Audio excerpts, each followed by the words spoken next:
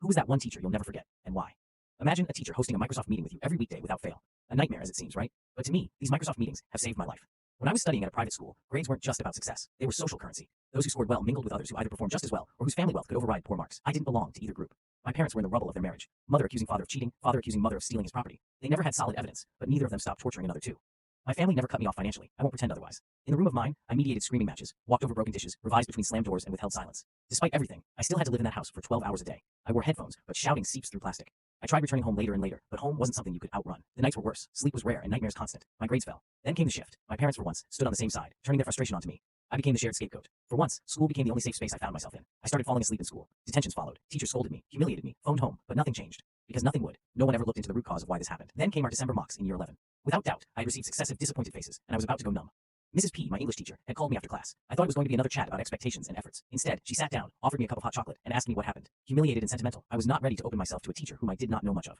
She observed, did not push me to tell her anything, gave me another piece of chocolate, and told me she is always there for me whenever I am having a hard time, despite having just announced the news of her pregnancy in front of the class, carrying dark circles under her eyes. I didn't take her up on the offer, not right away. But something shifted. The next few weeks blurred past. Christmas came and went. January returned, gray and cruel. I still couldn't sleep. I still carried eye bags deep enough to store a whole term's worth of regret. Then one night, something snapped. My parents had torn into each other again, this time louder, this time closer. I had thrown myself under the covers, the mattress barely dulling the sound of a plate smashing. I remember, more vividly than I want to, wishing I was anyone else, anywhere else.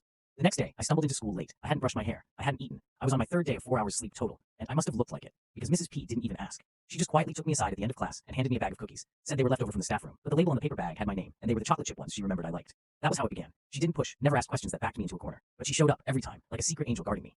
Lunch breaks that turned into chats, teams meeting invites, at first framed as revision, but quickly became something else. She just talked to me. Listen, let me exist for a while without pressure, and when the meetings became regular, 8 p.m. after her long day after mine, I realized I had somehow found a pocket of peace. She once said, we can talk about literature, or not at all. I'll be here regardless. The word regardless clung to me. I don't think I'd ever experienced that before. No condition, no exchange, just care. And because I was on call with a teacher who required me to turn on both my mic and camera full time, my parents had to either cease their fights or turn the volume down as minimal as it can be, as how they normally pull the facade of the perfect family. Eventually, it came to a point where she made a proper referral for child services. A real one. The kind that leads to an actual social worker showing up, not just a call home with empty promises and phone static. Mrs. P didn't just hand me over like a case file. She followed up, she showed up, she sat in meetings, she listened. When it turned out no relatives were in any state to take me in, no uncles who wouldn't ask for favors in return, no grandparents not already lost in the fog of memory, she stepped in, temporarily at first. Just until the hearing, she said, but her freezer was stocked with my favorite meals. She let me decorate a shelf in the guest room. She even remembered I was allergic to strawberries and changed her brand of jam. No point risking it, she joked.